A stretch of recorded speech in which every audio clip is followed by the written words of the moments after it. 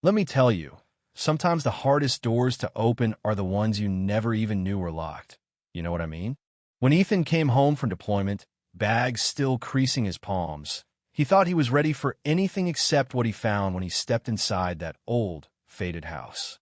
The first thing he saw was his daughter, Ellie, small and thin, hair hanging loose over her shoulders, quietly setting a plate of food in front of a locked door at the end of the hallway. Not a word, not a glance back. Just this ritual, soft as a prayer, like she'd done it 100 times before. She didn't know he was watching. "Mom, I'm leaving the food here, okay?" she whispered. And the way her voice barely floated over those stained walls, man, it stuck in his chest.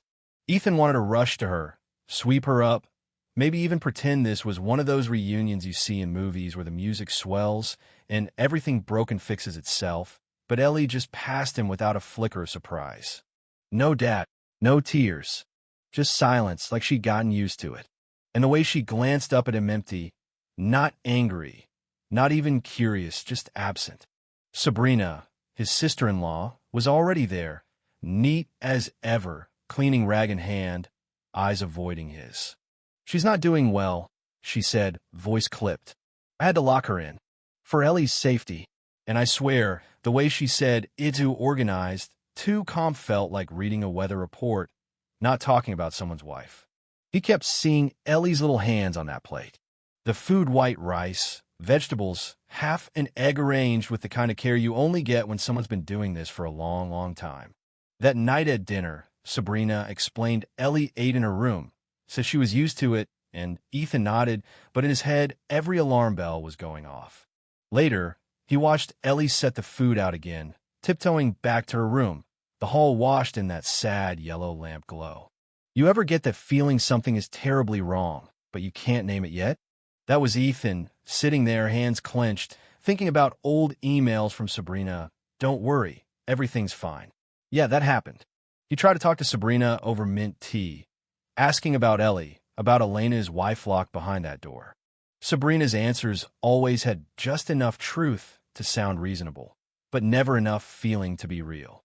She told him Elena sometimes believed people were poisoning her, sometimes went silent for days, sometimes scratched at her neck in the dark like trying to dig something out that wasn't there. Depressed, Sabrina called it. But Ethan remembered winters past, Elena leaving without a word, coming back with hollow eyes, saying she needed to feel seen, to be more than invisible in her own house. Love, he thought, could heal anything, but sometimes it just blinds you, makes you miss the cracks until everything falls in. Twist came when Ethan found that brown notebook under the kitchen sink, hidden under a pile of receipts. Prescriptions from a private clinic, heavy sedatives, notes scrawled, increased dosage, patient not responding. That was never shared with him. He confronted Sabrina. She swore she did everything to protect Ellie. But why all this secrecy? Why the outer padlock on the door, the buzzers rigged up so no sound would ever get out?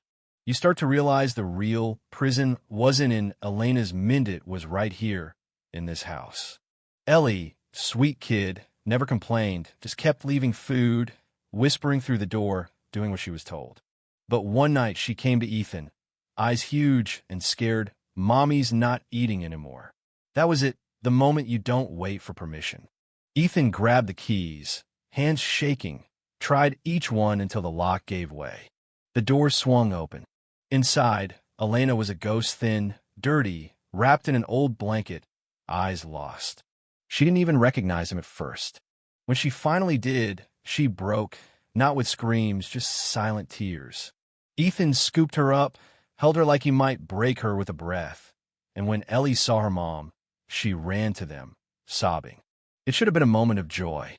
But then Sabrina appeared in the doorway, face white, voice icy. "You misunderstood. She's sick. I was protecting Ellie." That's when the whole ugly truth spilled out. Ellie Tiny Brave shouted, and he said Mommy was bad. If she made noise, she wouldn't get to eat. Sabrina snapped, angry, desperate, then suddenly sobbed. "You never saw me, Ethan. You never saw what I did for you." It was jealousy all along, a twisted kind, the kind that grows in the cracks of silence.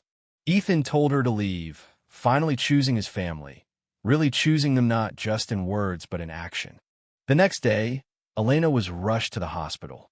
The doctor, a stern man, declared flat-out no psychosis, just starvation and trauma. He called the police. Neighbors stepped forward, recounting stories of padlocks, of Ellie leaving food, of a child who looked more haunted than alive. A friend from Ethan's military days, now a state attorney, showed up, ready to fight. Evidence piled up, fake documents, audio recordings of Sabrina's threats, Ellie's drawings showing the lock, the camera. Every single day her mother was kept hungry. Justice finally started to turn. The courtroom showdown was pure theater. Sabrina, hair immaculate, suit sharp, tried to spin everything as protection. Amelia, the attorney, laid out every fake, every lie, every silent scream. Ellie, brave beyond her years, drew a picture for the judge. Her mother, locked away, herself setting food by the door. Mom isn't crazy. She's just been locked away, Ellie whispered, and the whole room fell silent. Judge handed custody back to Ethan, declared Elena free, pending investigation. Sabrina collapsed, hollowed out, no more fight left. A month later, the family tried to stitch a life back together. Ethan visiting Elena at the recovery center, Ellie drawing pictures of open doors, Elena slowly finding her smile. But forgiveness doesn't come easy. Ethan had to face Sabrina one last time at the detention facility. She was changed, defeated, but still aching. "You never loved me, Ethan," she said. "I just wanted to be seen." He didn't argue, didn't comfort. Just told her it was time for them all to really live, to let go of anger. For Ellie, for everyone, life settled, but not like some fairy tale. There was no perfect ending, just small, real victories. Ellie feeding a stray cat on the porch, Elena helping her bake in the kitchen, Ethan signing his discharge papers, finally deciding his place was right here, not in another uniform, but in the quiet, messy middle of his family.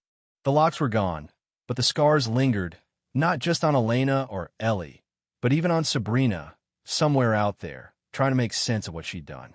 On a chilly autumn morning, Ethan fixed up the stable out back. Elena watched through the window, Ellie's laughter bubbling up as flour dusted her cheeks. "Family isn't a perfect place," Ellie wrote on her drawing. "It's just a place where no door stays locked. And sometimes that's all you need. Not a storybook ending, but a place to begin again, to try, and maybe, just maybe, to finally heal." So what do you think? Was Sabrina just twisted by jealousy? Or was she someone slowly broken by her own loneliness? Do you believe everyone deserves a shot at redemption? Or are some doors better left shut for good? If you've ever found yourself stuck in silence, or carrying pain you can't speak, you're not alone. Leave a comment, share your story. Let's talk about what it really means to forgive, to protect, and to finally set ourselves free. Xin chào các bạn, mình là Trinh, mình phụ trách viết content. Trên đây là những công việc của mình, là mình lên mạng xã hội tìm hiểu những video.